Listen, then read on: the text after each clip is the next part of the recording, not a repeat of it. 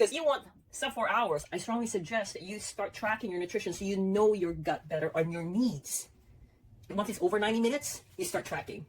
Once you dial that in, you'll be able to use it. Because right now, it sounds like your leg seems to be good, but your nutrition is likely not.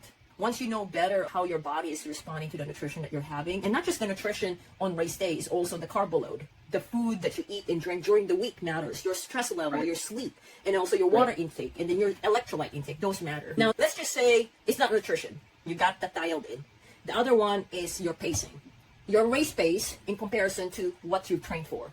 Mainly, I'm just going to say so that you can use this one as a guideline, is that if you're working hard at the race and your body has not felt that way on the training itself, that just means that your body is not trying to show up that way. But since because you're like, hey, I got to get the sub 4 hour and I'm going to push hard, and then now you're like, well, during my long runs, this is what I'm doing, I'm just going to repeat it.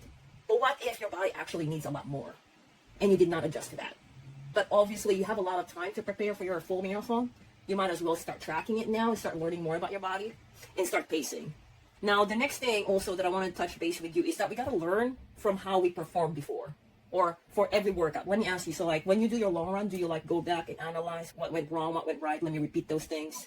What if that 9 out of 10 become 10 out of 10? Would you actually do it, right? Because you're going to be like, I committed to myself. I say 10 out of 10, I want to get this one. That means I'm going to be on top of it. But at times it's just too scary that we don't do it, and therefore we don't do the real work. What if you go around, let me just do the 10 out of 10. I want it so badly. I want to prove myself. Once you start committing to that big goal and start, I don't want to be disappointed. It's scary. But then the brain tells you, find ways. Right now you're talking to me, which is good. That's one of the ways. Find ways of how to do things. Well, now you already learned the nutrition, the pacing, and making sure your training effort is the same as your racing effort. The next thing is issues. You want to be honest to yourself. If you're experiencing any issues during the run, you want to head on solve it. And not just like, oh, it's going to go away. No, if you're having issue, even the slightest discomfort, if you're going to want 10 out of 10 and you want that sub 4 hours, you could definitely do it if you address all the little things. Because there's going to be hard.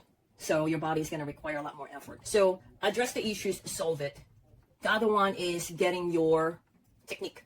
So I basically do a video here and then walk the athlete like, hey, this is what you're doing. Goes onto the ground. It's not the same as when it's your left foot drops onto the ground, like a hip drop. It's obvious, right? It's big time. Like now your right leg here. So yeah, so another one is technique.